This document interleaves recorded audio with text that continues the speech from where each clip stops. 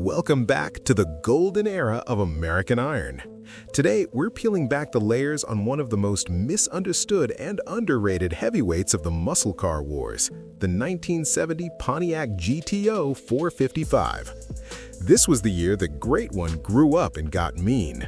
We're going to dive into the internal politics at GM that almost kept this engine on the shelf, the illegal engineering that gave it more grunt than a freight train, and why this specific model year represents the absolute peak before the insurance companies and the government pulled the plug on the party.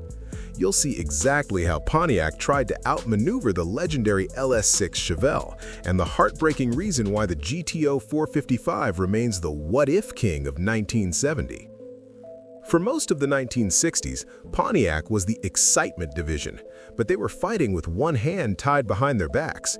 GM's corporate brass had a policy that felt like a chokehold. No intermediate car could exceed 400 cubic inches.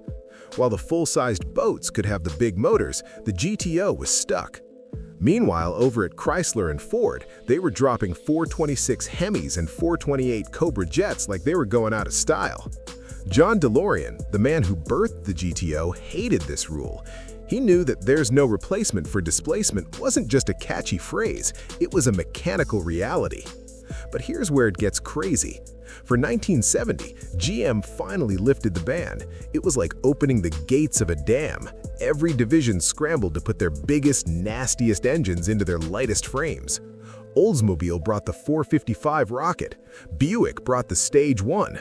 Chevy brought the LS6 454. And Pontiac? They brought the 455 HO.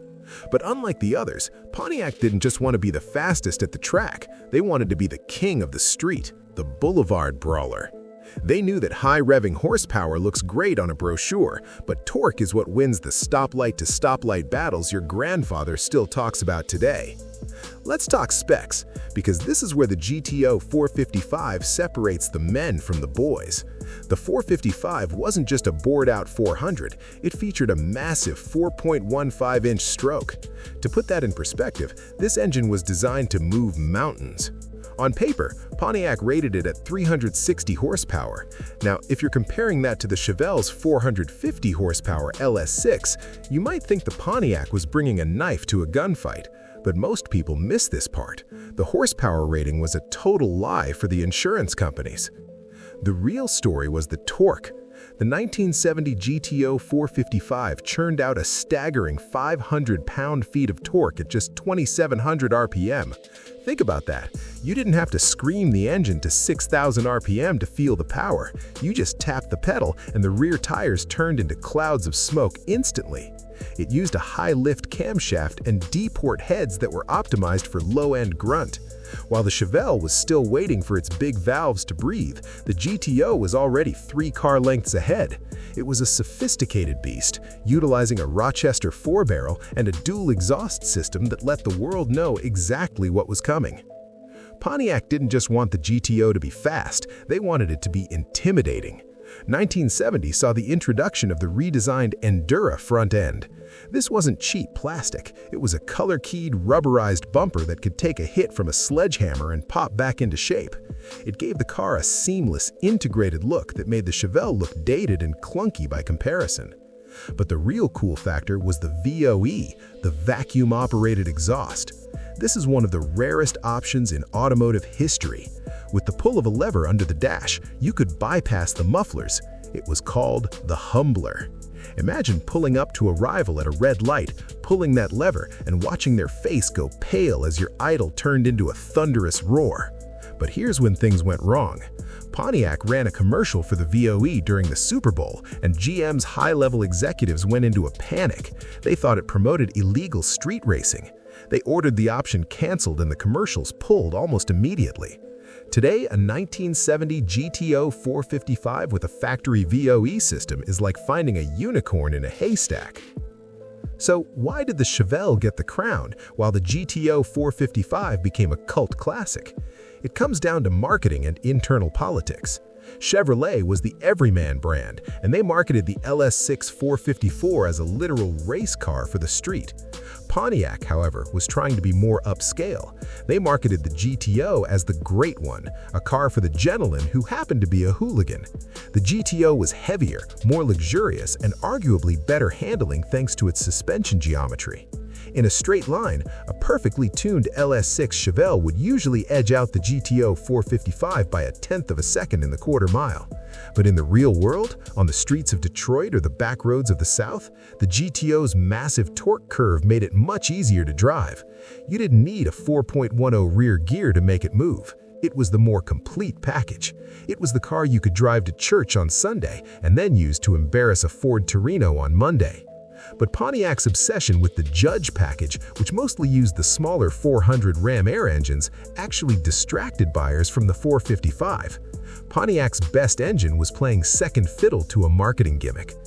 1970 was the peak of the mountain, but if you looked closely, you could see the edge of the cliff. By the end of the year, the winds were shifting.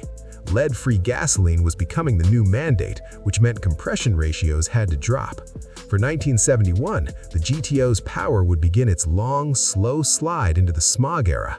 But the real killer wasn't the gas, it was the men in suits. Insurance companies finally figured out that young men in 500-pound-feet of torque monsters were a bad risk. Premiums for the GTO 455 skyrocketed, sometimes costing as much as the car payment itself. Sales began to crater. Then came the internal pressure. GM was starting to consolidate, and the fierce independence that allowed Pontiac to build a Chevelle killer was being reined in. The 1970 model year was the last time the engineers were truly allowed to let their hair down and build a car without a committee looking over their shoulder. By 1971, the GTO was on life support, and by 1974, it was a trim package on a Ventura. It was a tragic end for a legend. Today, a genuine 1970 GTO 455 is a rare find compared to the common Chevelle. A numbers-matching car is a six-figure investment, and a Judge with the 455, one of only 168, is a blue-chip holy grail. Collectors crave that cockpit feel, the turned aluminum dash, the hood tachometer, and that unmistakable rumble. It represents a time when Pontiac dared to be the smartest brand on the road. Here's the twist. Most people compare these cars on drag strips, but a secret 1970 magazine test revealed that in a street start, the GTO 455 beat the LS6 Chevelle nearly every time. The Chevelle had too much power and simply spun its tires, while the torque-heavy GTO hooked and disappeared. It didn't need a trophy stand. It won where it mattered, on the asphalt between stoplights. The GTO 455 was the sophisticated zenith of American muscle, a car you didn't just drive, but commanded. If you were on that showroom floor in 1970, would you have chosen the famous Chevelle or the defiant torque of the GTO? Let me know your stories in the comments. If you enjoyed this trip through history, hit subscribe for more legends from the golden age of horsepower. Thanks for watching.